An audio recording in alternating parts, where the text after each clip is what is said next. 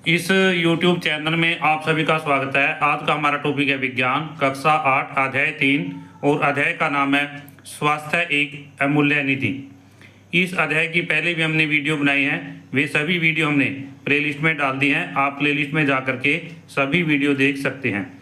इस वीडियो में आज हम रोगों का उपचार से प्रारंभ करते हैं। यदि हमारी प्रतिरक्षा प्रणाली किसी संक्रामक रोग से हमें बचाने में असफल हो जाती है तो हम रोगग्रस्त हो जाते हैं। तो यहाँ पर है, हम रोगग्रस्त कैसे होते हैं। यदि हमारी प्रतिरक्षा प्रणाली किसी संक्रमण रोग से हमें बचाने में असफल हो जाती है तो हम क्या हो जाते हैं, रोगग्रस्त हो जाते हैं। तो यहाँ पर ये प्रश्न है कि हम रोगग्रस्त कैसे होते हैं। इससे आगे है, और हमें चिकित्सक के पास जाना पड़ता है। चिकित्सक हमें प्रतिजैविक औषधियाँ एंटीबायोटिक्स दे सकते हैं। तो क्या करते हैं, हम चिकित्सक के पास जाते हैं और चिकित्सक क्या देते हैं, प्रतिजैविक औषधियाँ या एंटीबायोटिक्स जो रोग का कारण बनने वाले जीवाणुओं को नष्ट करती हैं। एंटीबायोटिक क्या करती हैं, रोग का कारण बनने वाले जीवाणुओं को नष्ट करती हैं। तो इसमें यहाँ पर ये प्रश्न बन जाता है कि जब हम बीमार हो जाते हैं तो चिकित्सक हमें क्या देते हैं, प्रतिजैविक औषधियाँ या एंटीबायोटिक्स। दूसरा है, एंटीबायोटिक्स या प्रतिजैविक औषधियाँ हमारे शरीर में जा करके क्या करती हैं। इसका उत्तर है, रोग का कारण बनने वाले जीवाणुओं को नष्ट करती हैं। प्रतिजैविक औषधियाँ केवल जीवाणु से होने वाले संक्रमणों के लिए प्रभावी हैं, क्योंकि ये जीवाणु कोशिकाओं के मात्र उन्हीं भागों को लक्षित करते हैं जो मानव अथवा अन्य जंतु कोशिकाओं से भिन्न होते हैं। ये विषाणु या प्रोटोजोआ से होने वाले रोगों के लिए प्रभावी नहीं है। तो इसमें अभी विषाणु या प्रोटोजोआ से होने वाले रोगों के लिए ये प्रभावी नहीं है। इससे आगे है, वैज्ञानिक की भांति सोचें।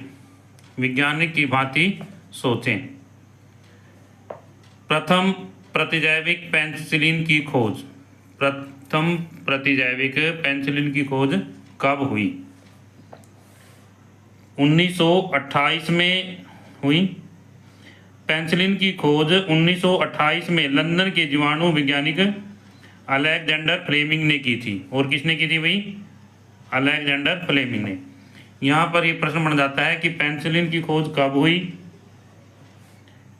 1928 में। किसने की, अलेक्जेंडर फ्लेमिंग ने। हानिकारक जीवाणुओं का अध्ययन करते समय उन्होंने देखा कि एक अप्रयुक्त पेट्रिडिस पर लगी फफूंद ने जीवाणु की वृद्धि को अवरुद्ध कर दिया था। उन्होंने यह जाना कि यह फफूंद एक ऐसा पदार्थ निर्मुक्त करता है जो जीवाणुओं को नष्ट करता है। तो उन्होंने इसकी खोज कैसे की। जब वो हानिकारक जीवाणुओं का अध्ययन कर रहे थे तो उन्होंने देखा कि एक अप्रयुक्त पेट्रिडिस पर लगी फफूंद ने जीवाणु की वृद्धि को अवरुद्ध कर दिया था। उन्होंने यह जाना कि यह फफूंद एक ऐसा पदार्थ निर्मुक्त करता है जो जीवाणुओं को नष्ट कर देता है। यह आकस्मिक खोज पहले प्रतिजैविक पेनिसिलिन की खोज का कारण बनी। क्या था इसमें भाई, पहले सबसे पहले पेनिसिलिन की खोज की गई और क्या थी, आकस्मिक खोज हुई है, जिसका उपयोग जीवाणुविक संक्रमणों की चिकित्सा के लिए किया जाता है। पेनिसिलिन का खोज उपयोग किया जाता है जीवाणुविक संक्रमणों की चिकित्सा के लिए। इससे आगे है, यद्यपि प्रतिजैविक औषधियाँ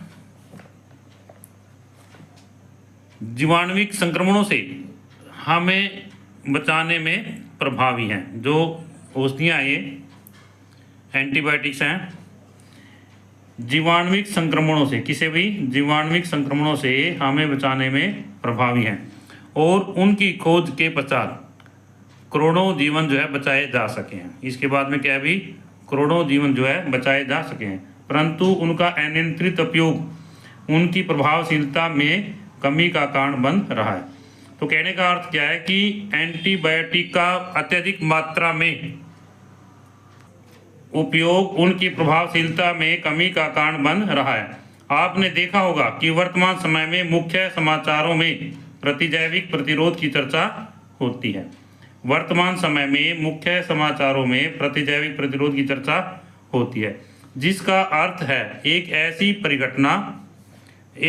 परिघटना जहां पहले किसी प्रतिजैविक के द्वारा नष्ट किए गए जीवाणु उस प्रतिजैविक के द्वारा उपचार के पश्चात भी जीवित रहते हैं और गुणन करते हैं। यह स्थिति सामान्य संक्रमणों की चिकित्सा को कठिन बना देती है और जटिलताओं, दीर्घकालिक रोगों और यहाँ तक कि मृत्यु की संभावना भी बढ़ा देती है।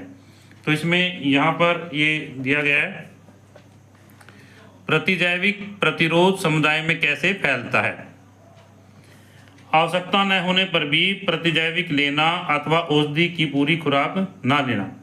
तो इसमें क्या है भी, यदि हमें एंटीबायोटिक की आवश्यकता नहीं है तो भी हम एंटीबायोटिक लेते हैं तथा औषधि की पूरी खुराक नहीं लेते।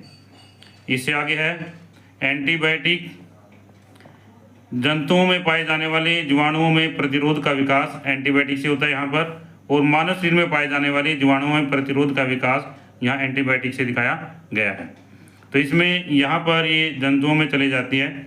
जंतुओं से आगे खेतों की मृदा में डाली गई खाद या पशुमल के माध्यम से फैलती है और यहाँ पर ये फसलों में आ जाती है। ये फसल उत्पादों के माध्यम से पाचन तंत्र तक पहुँच जाते हैं और उसके बाद में समुदाय में चले जाते हैं। प्रतिरोधी जीवाणु समुदाय में फैल जाते हैं और यहाँ से जंतु खाद्य उत्पादों के द्वारा जीवाणुओं से संपर्क में आते हैं और समुदाय में पहुंच जाते हैं। इस तरह से यहाँ पर प्रतिरोधी जीवाणु मनुष्यों के माध्यम से कैसे संचरित होते हैं। गंभीर रोग हो सकता है जो और चिकित्सालय में उपचार की आवश्यकता होती है। यहाँ पर आगे है अन्य रोगियों में प्रत्यक्ष रूप से अथवा स्वास्थ्य कर्मियों के द्वारा अप्रत्यक्ष रूप से फैलते हैं। गंदी सतह के माध्यम से चिकित्सालय में फैलते हैं और रोगी के घर में चले जाते हैं। रोगी जो है घर में चले जाते हैं। इस तरह से ये रोगी घर से जो है समाज के अंदर जो है समुदाय में फैल जाते हैं प्रतिरोधी जीवाणु। आगे यहाँ पर ये दिखाया गया है समुदाय में प्रतिजैविक प्रतिरोधी जीवाणुओं का प्रसार, इसमें दिखाया गया है और इस चित्र को हम छोटा करके देख सकते हैं। यहाँ पर इसमें ये काफ़ी छोटा करना पड़ेगा ताकि पूरा दिखाई दे। तो इस तरह से हम इसको जो है देख सकते हैं और प्यारे बच्चों आप इसे अपनी पाठ्य पुस्तक के अंदर भी देख सकते हैं। आगे है क्रियाकलाप 3.7 आइए निष्कर्ष निकालें। यहाँ पर है चित्र 3.5 ख में दिए सूचना आरेख का अध्ययन करें। आपके विचार से जीवाणुविक रोग जनकों में प्रतिजैविक प्रतिरोध कैसे विकसित हुआ। जो जीवाणुविक रोग जनक हैं उनमें प्रतिजैविक प्रतिरोध जो है कैसे विकसित हुआ। प्रतिजैविक प्रतिरोध को कम करने के लिए कौन कौन सी सावधानियां बरतनी चाहिए या रखी जा सकती हैं। प्रतिजैविक प्रतिरोध की समस्या से निपटने के लिए हमें प्रतिजैविक औषधियों का उपयोग समझदारी से करना चाहिए। सबसे पहले क्या है कि जो प्रतिजैविक औषधियाँ हैं उनका हमें जो है उपयोग जो है समझदारी से करना चाहिए।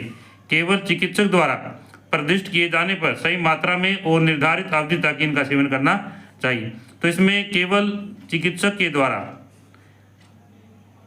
प्रदिष्ट करने पर सही मात्रा में इनका उपयोग करना चाहिए और एक निर्धारित अवधि तक ही उनका सेवन करना चाहिए।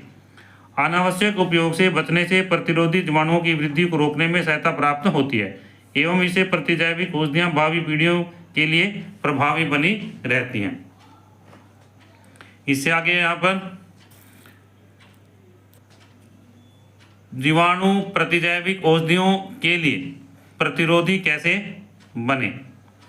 तो यहाँ पर है कुछ जीवाणु प्रतिजैविक औषधियों के लिए के प्रति प्रतिरोध विकसित करते हैं। यहाँ पर दिखाया गया कुछ प्रतिजैविक औषधियाँ रोग उत्पन्न करने वाले जीवाणुओं को मारती हैं तो वे शरीर को संक्रमण से बचाने वाले अच्छे जीवाणुओं को भी मार डालती हैं।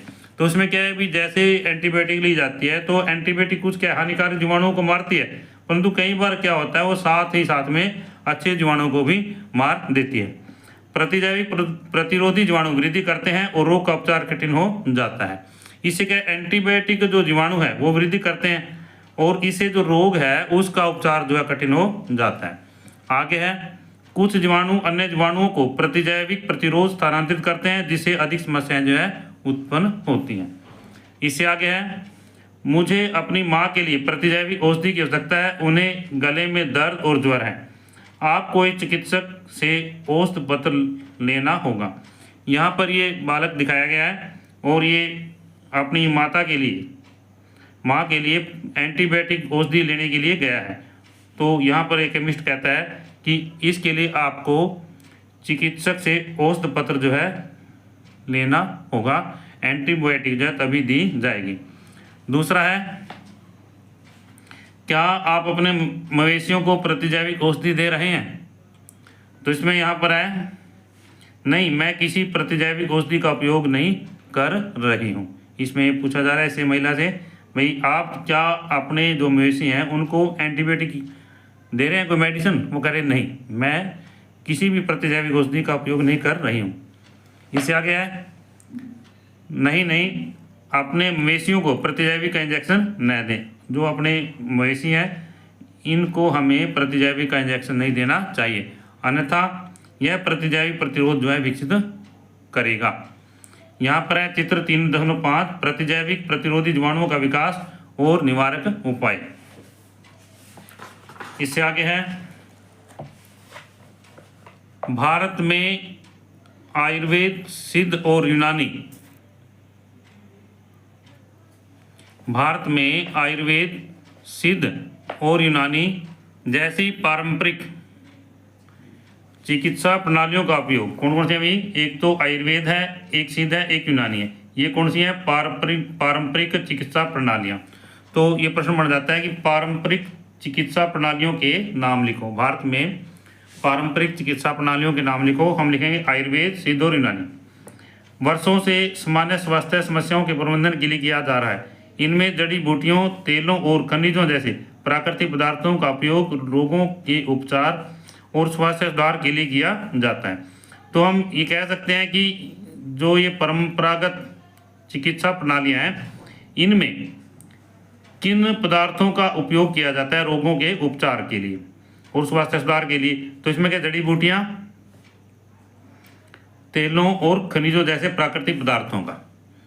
आगे इसमें यहाँ पर इसके साथ ही स्वस्थ जीवन शैली और संतुलित आहार पर भी बल दिया जाता है। तो इसमें यहाँ पर ये जड़ी बूटियों का उपयोग किया जाता है, साथ में स्वस्थ जीवन शैली अपनाने का और एक संतुलित आहार लेने पर बल दिया जाता है। यद्यपि ये प्रणालियाँ कुछ परिस्थितियों में सहायक सिद्ध हो सकती हैं एवं दैनिक जीवन में स्वास्थ्य को बनाए रखने में उपयोगी हैं, तथापि ये सभी रोगों और प्रत्येक स्थिति में प्रभावी नहीं होती हैं। तो इसमें कहता है कि ये जो प्रणालियाँ हैं वैसे तो दैनिक जीवन में स्वास्थ्य को बनाए रखने के लिए उपयोगी है, परंतु कुछ परिस्थितियाँ ऐसी होती हैं वहाँ ये प्रभावी नहीं होती। असंतुलित रोगों के उपचार में लक्षणों के प्रबंधन और जीवन की गुणवत्ता सुधारने पर ध्यान दिया जाता है। तो असंतुलित रोग जो हैं, ऐसे रोग जो एक व्यक्ति से दूसरे व्यक्ति को नहीं लग सकते, तो इसमें क्या, लक्षणों के प्रबंधन और जीवन की गुणवत्ता सुधारने पर ध्यान दिया जाता है। जो औषधियाँ जीवन शैली में परिवर्तन और पुनर्वास के माध्यम से किया जाता है। औषधियों के जीवन शैली में परिवर्तन के द्वारा और पुनर्वास के माध्यम से शीघ्र निदान और निरंतर देखभाल रोग की प्रगति को नियंत्रित करने और जटिलताओं को रोकने के लिए महत्वपूर्ण है। तो इसमें कहता है भी कोई भी रोग है उसका इलाज, शीघ्र निदान और निरंतर देखभाल, हमारे शरीर की निरंतर देखभाल प्रगति को नियंत्रित करने के लिए और जटिलताओं को रोकने के लिए एक महत्वपूर्ण कदम है। इस वीडियो में हमारा अध्याय जो है पूरा होता है। आशा करता हूँ कि इस वीडियो के माध्यम से आपको ये टॉपिक समझ आए होंगे, और यदि यह वीडियो आपको अच्छी लगे तो आप इस वीडियो को लाइक करें, शेयर करें, कमेंट करें, और यदि आप इस चैनल पर नए हैं तो आप इस चैनल को सब्सक्राइब करें ताकि इससे अगली वीडियो आपको मिलती रहे।